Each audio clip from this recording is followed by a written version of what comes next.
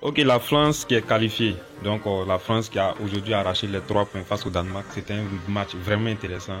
Les deux équipes ont montré de belles choses. Le Danemark, la France. Donc c'était un match très intéressant avec beaucoup de buts. Donc il y a eu un score de 2-1 pour la France. Mais la France qui s'est fait un peu peur vu que le Danemark est revenu au score. Et le Danemark même avait la possibilité de passer devant. Puisque je pense qu'ils ont eu 2 occasions franches. Ils pouvaient vraiment passer devant. Ce qui allait vraiment en quelque sorte gêner cette France-là. Donc c'était un match pour la France de gagner. Là comme ça ils seront en repos, ils seront un peu libres jusqu'aux phases finales. Donc en huitième de finale. Donc la France qui a gagné, la France qui est qualifiée. La France qui sera premier de poule. Donc c'est bien joué pour la France. Donc dans ce match il y a certains joueurs qui m'ont plu. Voilà. Comme par exemple Mbappé qui a inscrit un doublé. Donc Mbappé, je pense qu'il a 3 buts maintenant. Je pense que s'il n'est pas premier, voilà, parce qu'il n'est pas suivi aussi les autres statistiques des autres équipes. Mais je pense que Mbappé, il est premier en tête. Et Mbappé, c'est un joueur qui demande plus. C'est un joueur qui veut plus. C'est un joueur qui veut beaucoup marquer. C'est un joueur qui se projette beaucoup de l'avant. Donc c'est un joueur, ça ne va pas m'étonner si dans cette Coupe du Monde là, Mbappé finit meilleur buteur avec peut-être 7 buts. Je ne sais pas. Voilà, c'est possible. Voilà, il a le talent pour ça, il a la finition pour ça. Donc Mbappé, très gros match, il a beaucoup donné, très bon match. Et un joueur à féliciter dans cette équipe-là, pour moi l'homme du match, c'est vrai qu'Mbappé sera l'homme du match, mais pour moi c'est lui, c'est Griezmann. Griezmann, comme tu as vu dans cette équipe-là, je ne sais pas c'est combien de ballons il a récupéré. Autant de ballons récupérés dans un seul match, c'est trop. Même des récupérateurs comme Tchouaméni, je ne pense pas qu'ils ont autant récupéré des balles que Griezmann. Donc Griezmann qui était partout. En attaque encore il a envoyé. Je pense que sur le deuxième but d'Mbappé, c'est lui qui est passeur. Donc en quelque sorte, ça montre l'impact qu'il a eu sur le jeu. Je n'ai pas vu ses stats de ballon récupérés, mais je sais que c'est vraiment énorme. Il a récupéré c'est-à-dire du commencement à la fin, jusqu'à ce qu'il sorte. Il a toujours défendu, il a toujours pressé, il a toujours grouillé des ballons. Donc Griezmann, véritable match. Pour moi, c'est une masterclass de sa part. Il a vraiment donné.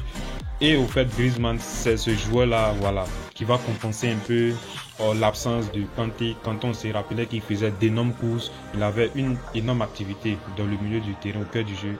Mais Griezmann aujourd'hui, vu cette prestation-là, je me dis vraiment qu'il peut faire beaucoup de choses. Donc un joueur aussi à noter, c'est notre joueur barcelonais Dembélé. Dembélé, bon match. Depuis le début de ce mondial, Dembélé montre de belles choses. C'est vrai qu'il n'a pas encore marqué, mais il montre de belles choses. De très belles choses. Débordement, sans dribble, sans élimination.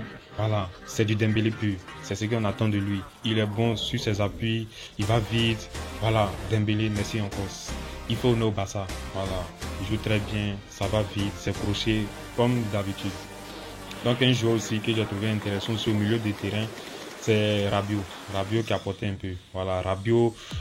Pour l'instant, Rabiot, en tout cas, pour moi, Rabiot, il compense un peu l'absence de Pogba. Lui et puis Griezmann, ils ont fait un très bon match au milieu. Voilà, je pense que Griezmann est un peu en haut, mais Rabiot aussi fait un bon match. Même le premier match face à l'Australie, il a fait un très bon match. Et aujourd'hui encore, il a fait un bon match. Et il a tenté une reprise de volée.